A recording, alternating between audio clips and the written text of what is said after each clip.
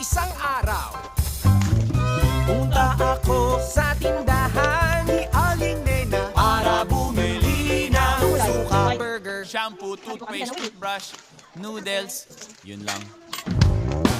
Pagbayad ko aking nakita, isang dalagang nakadungan sa bintana. Nagtulala ako, laglag ang puso ko, nalaglag din ang suka, burger! Ay! Pati-pati ko, napasigaw si Aling Nena. Ako naman ay parang nakuryente sa ngunit natanggal ang hiya nang makita ko na nakatawa ang dalaga. Panay ang sorry ko sa pagmamadali, nakalimutan pa ang sukli ko. Pagdating sa Bukol, pati ti ay. Ay, 1,735 pesos worth ng mga paninda. Bagong paninda sa store is Crunchy Bite. Pang 6 pesos.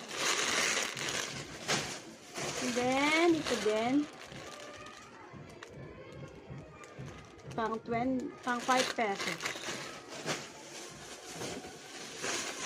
Meron din tayong chocolate Choco Pop, pang 5 pesos. Meron din tayong mani, pang 5 pesos. Hindi ko alam. And then, isa pang crunchy bite.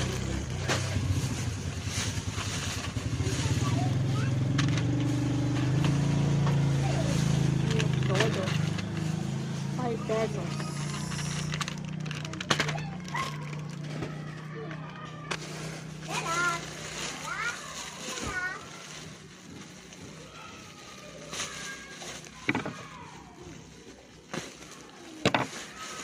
Then, meron din tayong chicharon, pang 7 pesos.